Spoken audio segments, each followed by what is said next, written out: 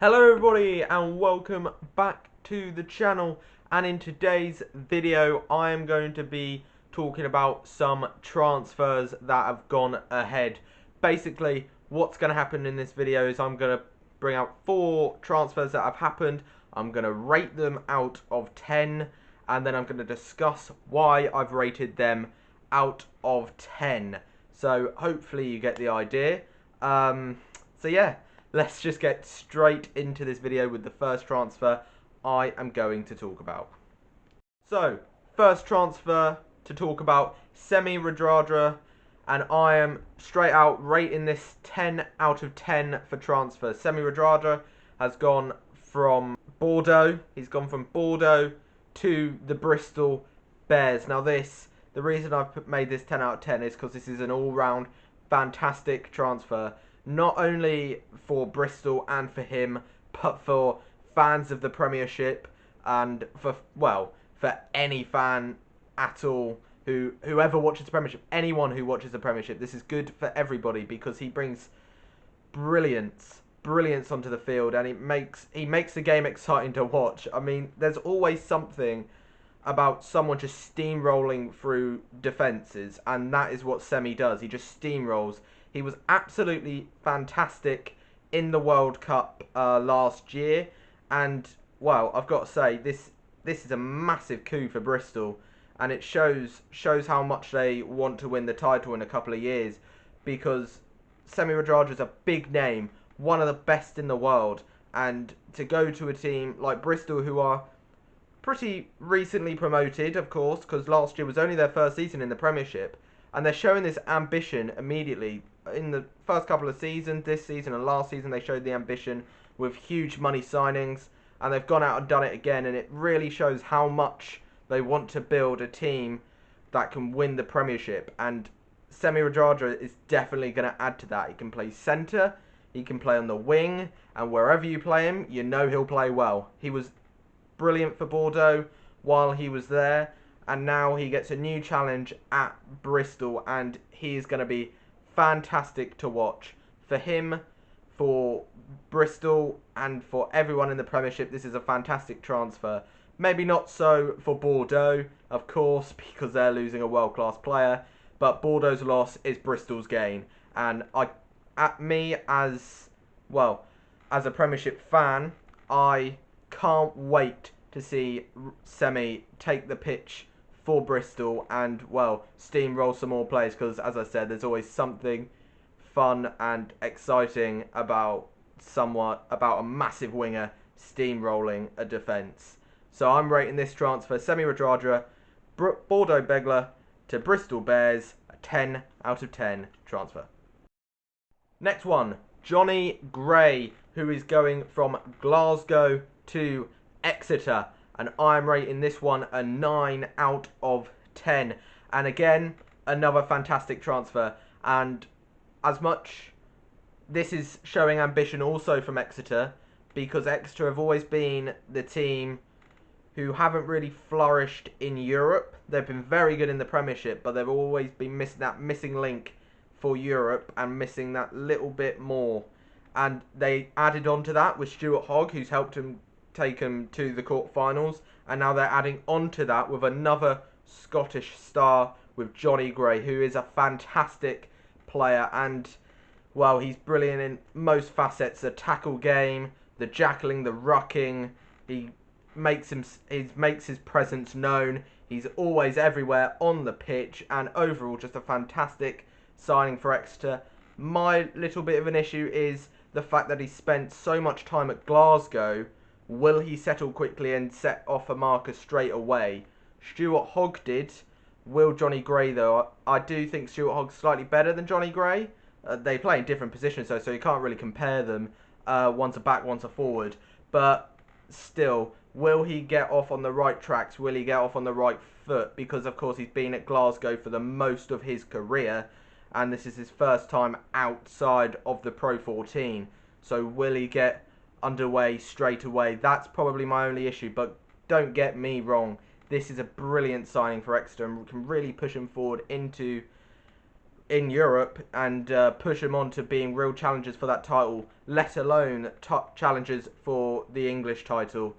So yeah, for me, this is a fantastic signing for Exeter, and I am rating this move, Johnny Gray, Glasgow to Exeter, a 9 out of 10.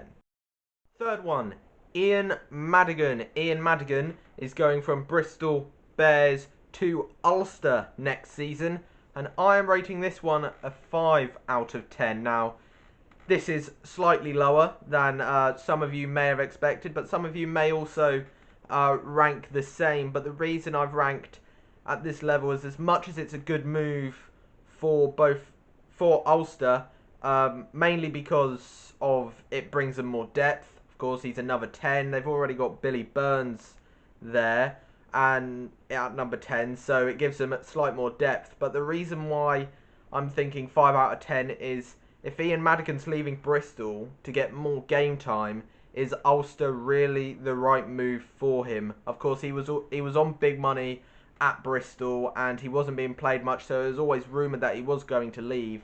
But he is now going to Ulster, and as much as Billy Burns can play 15 as well as 10, I just don't see how Iain Madigan is going to go to Ulster and get into the starting 15. I just don't see that. That is the only reason why I'm putting it at 5 out of 10. I just don't think it's a brilliant move for Iain Madigan himself. But who knows? I may get proved wrong, and I'll be happily proved wrong, because I think he's a fantastic player. He was good for Bristol. He's taken them up from the Championship, made them solid in the Premiership. Quite sad he's not getting as much game time anymore, but he's heading back to Ireland, and maybe he can get back to his good self again and play some outstanding rugby like we know he can. But yeah, as I said, my only issue with this transfer is whether he will get there and get into the starting 15, or if he wants to play a bit role. That may be what he wants, but if he's leaving Bristol to get more game time, was Ulster really the right move for him? So that's why I'm putting this transfer, Iain Madigan, Bristol to Ulster, a 5 out of 10. Final one to talk about then, and it's Rhys Webb.